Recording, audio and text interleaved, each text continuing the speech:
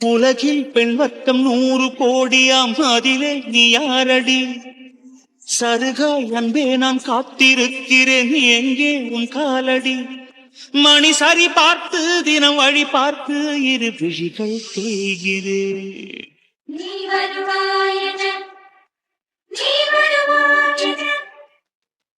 பார்த்து இந்த மகா என்ன பண்ணுங்க, இன்னும் காணோம். ஆபீஸ் விட்டு அப்பதே வந்திருப்பல்ல. இவள நினைச்சு நினைச்சு நைட் எல்லாம் தூக்கம் இல்ல. எப்ப ப்ரொபோஸ் பண்ண வருவாளோ, எப்படி ப்ரொபோஸ் பண்ணுவாளோ அப்படின்னு மனசுக்குள்ள நிறைய சிந்தனை. இப்படி ப்ரொபோஸ் பண்ணிட மாட்டாளா, அப்படி ப்ரொபோஸ் பண்ணிட மாட்டாளான்னு யோசிச்சுக்கிட்டே இருந்தோம். நம்ம யோசிப்புக்கு வேலை முடிஞ்ச நேரம் நம்ம பார்க்க வந்திருக்கணுமே, இன்னும் வரல. போன் போட்டு பாக்கலாமா? சே, நல்லா இருக்காது. அவளே வந்து ப்ரொபோஸ் பண்ண மாதிரி தானே நல்லா இருக்கும். அம்மா அவளை கட்டாயப்படுத்தி ப்ரொபோஸ் பண்ணா அது ப்ரொபோசலே கிடையாது. இன்னைக்கு என் வாழ்க்கையில மறக்க முடியாத நாள். ரொம்ப எக்ஸைட்மெண்டா இருக்கே. என்னதான் சின்ன வயசுல இருந்து எல்லாரும் பேசி பழகி ஒன்னா வளர்ந்திருந்தாலும் ப்ரொபோசல்னு வரும்போது மனசுக்குள்ள ஒரு மாதிரி ஒரு ஃபீலா தான் இருக்கு. பல பட்டாம்பூச்சி பறக்க மாதிரி, கடல் அலைக்கு ஓடுற மாதிரி. இந்த ஃபீல் கூட நல்லாதான் இருக்கு. என்ன இன்னும் வரமாட்டுக்கா? மகா இருக்க ஒரு குறும்புக்காரி. நல்ல ஆசையை தூண்டி விட்டுட்டு அப்புறம் வந்து சொல்லலான்னு யோசிச்சுட்டு இருப்பாளா இருக்கும். ஷோ, இன்னும் வரமாட்டுக்கல. எனக்கு இன்னும் பொறுமை இல்லப்பா. எவ்வளவு நேரம் தான் வெயிட் பண்ணிட்டு இருக்கேன். நம்ம அத்தை வீடு தானே, போவோம். கண்டிப்பா நம்மள பார்த்தவன ஆசையா ஓடி வரதான் போறா, ப்ரப்போஸ் பண்ணதான் போறா. இங்க ப்ரப்போஸ் பண்ணா என்ன, அங்க ப்ரப்போஸ் பண்ணா என்ன, ப்ரப்போஸ் தானே. மகா மகா குட்டி, இந்த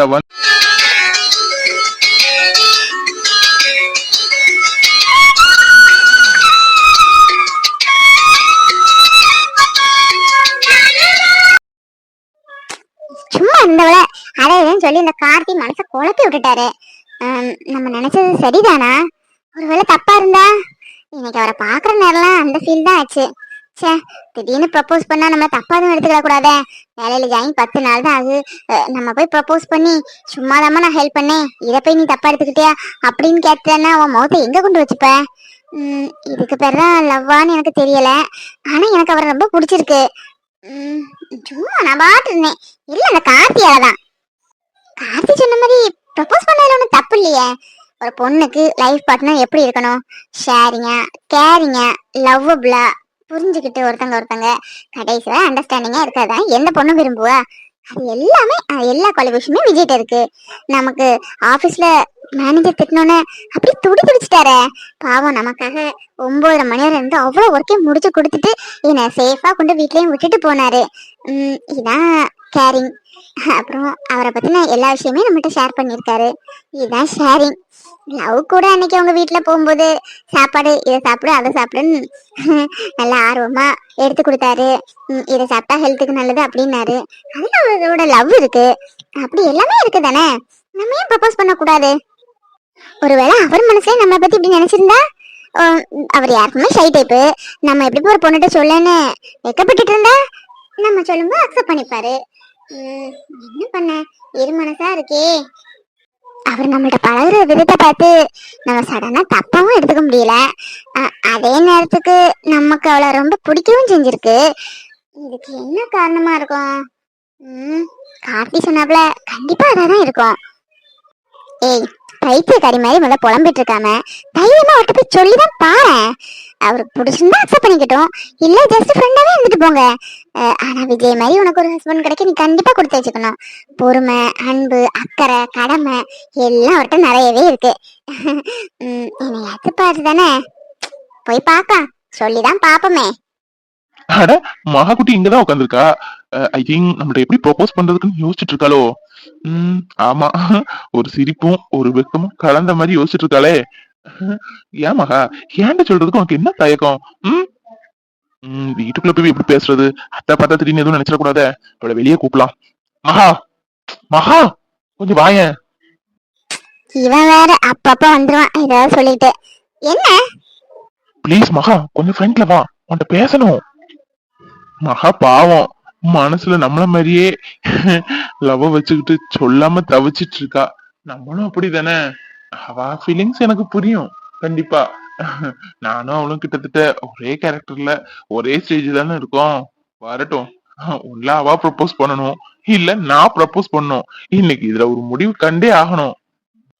என்ன கார்த்தி, எல்லாம் ஒன்னாதான் போ. நான் பாட்டு செவனேன்னு வேலையை பார்த்துட்டு இருந்தேன். லவ் அப்படி இப்படின்னு ப்ரப்போசல்னு சொல்லி என் மண்டை போட்டு குழப்பி விட்டுட்டேலாம். இப்ப என் மண்டை ஃபுல்லா தான் ஓடிட்டு இருக்கு. எப்படி ப்ரப்போஸ் பண்றதுக்கு, எப்படி பேசுறதுக்கு, எதுவும் தப்பா எடுத்துக்கிடுவியா, அப்படி இப்படின்னு என்னெல்லாம ஓடிட்டு இருக்கு தெரியுமா? எல்லாம் ஒன்னாதான். வேலை கூட என்னால பார்க்க முடியல. உனக்கே இப்படி இருக்குன்னா அப்ப எனக்கு எப்படி இருந்திருக்கும்? எத்தனை நாள் என் மனசுல போட்டு அப்படி தவிச்சிட்டு இருந்திருப்பேன். ஆஹ்? உனக்கு 2 நாள் உனக்கு குழப்பி விட்டதுக்கு இப்படி இருக்கு. நல்ல குழம்பு. இதுவும் ஒரு வித சந்தோஷம் தானே? சந்தோஷமா தான் இருக்கு, அதே நேரம் ஒரு மாதிரியான ஃபீலா இருக்கு. இந்த மாதிரி ஃபீல்ல நான் அனுபவிச்சதே இல்ல. ஒரு மாதிரியா தவிப்பா இருக்கு. எல்லாம் ஒன்னாலதான். சரி, நான் இப்போ ஒன்னு சொல்ல போறேன், ஆனா நீ சிரிக்க கூடாது. பாட்டுக்கு வயசாச்சு, வாழும் பூமிக்கு வயசாச்சு, கோடி யுகம் போரால் என்ன, காதலுக்கு எப்போதும் வயசாகாது. ஏ கார்த்தி, நீ இவ்வளவு நேரம் ஆசையா ஃபீல் பண்ண அந்த தருணம் வந்துட்டு போல இருக்க. மகா உன்ட்ட ப்ரப்போஸ் பண்ண போறா. ஓ மகாடா. பாவம். ஆனா நீ ரொம்பதான் ஓவரா பண்ணுங்க. பொதுவா ப்ரப்போஸ்னாலே காமனா காலங்காலமா ஒரு ஆம்பளை தான் ஒரு பொண்ணுகிட்ட ப்ரப்போஸ் பண்ணணும். ஆனா நீ தலைகீழ் நடக்கும் நினைக்க பத்தியா? ரொம்ப ஓவரா, டூ மச். முத அவ டென்ஷனை குறைக்கணும், அதுக்காக நீயே ப்ரப்போஸ் பண்ணிடு. பாவம் இல்ல. அப்புறம் சரித்திரம் உன்னதான் தப்பா பேசும். மகா நீ சொல்ல வேண்டாம், நான் சொல்றேன். உனக்கு எதுக்கு கஷ்டம்? இல்ல இல்ல, நான் தான் சொல்வேன். சும்மா அதெல்லாம் குழப்பி விட்டுட்டு இப்ப நீ சொல்றியா? அதெல்லாம் முடியாது, நான் தான் சொல்வேன். 2 பேரும் சொல்ல வேண்டாம், நானே சொல்லுவேன். நீ சொல்ல போறியா?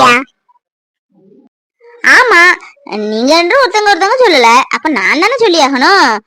அதான், எனக்கு வீட்லயே இருக்க போர் அடிக்கி, எங்கேயாவது வெளியே கூட்டிட்டு போ, இல்ல ஏதாவது ஹோட்டல் கூட்டிட்டு போய் சாப்பாடு வாங்கி கொடுத்தா கூட சரிதான். வீட்டு சாப்பாடே சாப்பிட்டு சாப்பிட்டு நாக்கு செத்து போச்சு. கடையில போய் கார சாரமா நண்டு ரசம், மட்டன் தொக்கு, அப்புறம் சிக்கன் 65 அப்படின்னு நிறைய சாப்பிடணும் ஆசையா இருக்குதான். கூட்டிட்டு போ. அடச்ச, நானும் வேற எதுவும் பயந்துல போனேன். என்ன யோசிச்சுட்டே இருக்க? 2 பேரும் ஹோட்டல் போறதானே பிளான் போட்டீங்க. அது எப்படி நீங்க 2 பேரும் மட்டும் போலாம்? நானும் வருவேன், என்னையும் கூட்டிட்டு பார்த்தா. ஹோட்டலுக்கா? இப்பமா? நாளைக்கு போலாமே எல்லாரும். ஏய், இங்க என்ன நடக்கு? அவ சொன்னா மட்டும் எங்கனாலும் கூட்டு போ ரெடியா இருக்க அத்தானி. நான் சொன்னா மட்டும் காதுலயே உனக்கு கேட்க மாட்டேக்கு. எது சொன்னாலும் நாளைக்கு நாளை கழிச்சு இழுத்துட்டே போற. அதெல்லாம் முடியாது. அவ உனக்கு அத்தை மகா மாதிரி, நானும் உனக்கு அத்தை மகாதான். அவளுக்கு இருக்க ரைட்ஸ் எனக்கும் இருக்கு. அவளை இங்கெல்லாம் கூட்டிட்டு போறியோ அதே மாதிரி என்னையும் நீ கூட்டிட்டு தான் போகணும். நான் வருவேன், இப்ப என்ன கூட்டிட்டு போய் தான் ஆகணும். இப்ப புரியுதா யாருக்கு மவுஸ் அதிகம்னு? நல்ல வேலை அண்ணன் வந்தான். பேசாம கையில அண்ணன் ஒப்படைச்சிட வேண்டியதுதான். அண்ணன் பைக்ல வான்னு. அதான் அண்ணனே வந்துட்டானே, ரொம்ப ஈஸியா போச்சு. கையில நீ அண்ணன் பைக்ல வா, மகா நம்ம 2 ஒரு பைக்ல போலாம். அண்ணே கையிலுக்கு ஹோட்டல்ல சாப்பிடணும்னு ஆசையா இருக்கான், அதான் கூப்பிடுறா. எல்லாரும் எப்படின்னா ஒரு பைக்ல போக முடியும். நல்ல வேலை நீயே வந்த. அண்ணே உன் பைக்ல கையில கூட்டிட்டு வா, நான் என் பைக்ல மகாவை கூட்டிட்டு போறேன். அதானே, அவன் விஷயத்துல அவன் கரெக்டா தான் இருக்கான். என்ன பொடியெல்லாம் போட்டு தூவி விட்டாலோ தெரியல. எப்ப பாரு மகான் பைத்தியம் பிடிச்ச மாதிரி சுத்திட்டு இருக்காரு. இவரு கூட நம்ம பைக்ல போலான்னு ஆசைப்பட்டா அட்டன் பார்த்தா கூட நம்மள அனுப்பி வைக்க நினைக்காரு. சரி, எல்லாரும் தனித்தனியா போனாலும் போற இடம் ஒண்ணு தானே. என்னடா, எனக்கு வேலை இருக்க, இப்பமா எனக்கு உங்க கூட வர முடியாது.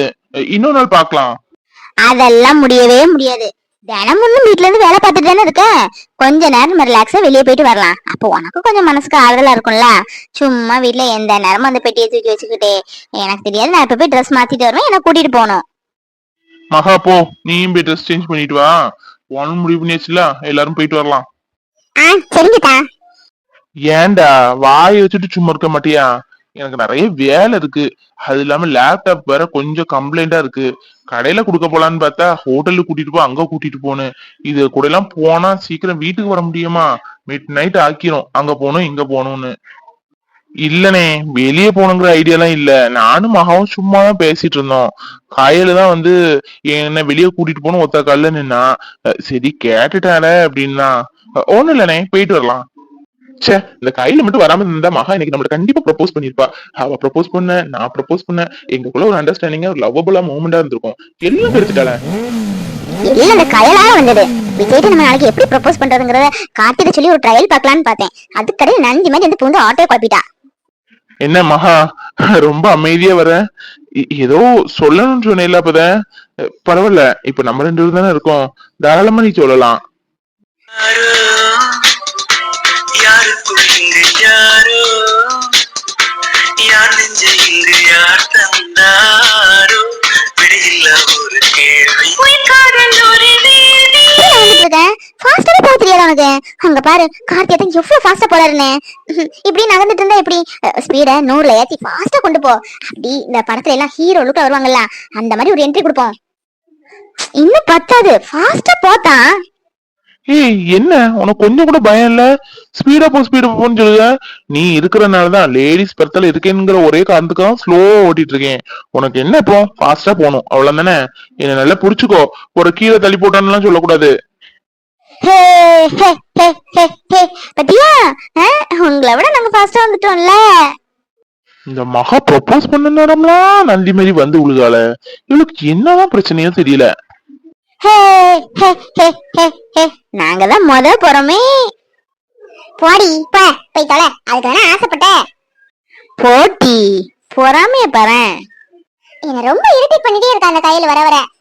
வண்டியை ஃபாஸ்டா விடு கார்த்தி, அவங்களோட நம்ம முன்ன போனோம். அவ்வளவுதானே, போயிட்டா போச்சு. கை கெட்டினது வாய் கெட்டாத கதையெல்லாம் ஆயிப்போச்சு. எல்லாம் இந்த கையலால. இந்த ஹோட்டல்ல எல்லாரும் இருக்கும்போது எப்படி ப்ரொபோஸ் பண்ண முடியும்? சரி, இன்னைக்கு அதுக்குள்ள நாள் இல்ல போல, நாளைக்கு பாத்துக்கலாம். மாப்பிள்ள வாங்க வாங்க, வலதுல எடுத்து உள்ள வாங்க. ஏய் சுஜி, பாத்து எவ்வளவு வருஷம் ஆச்சுடா. வந்துட்டியா? இப்ப மாதிரி வந்தியே.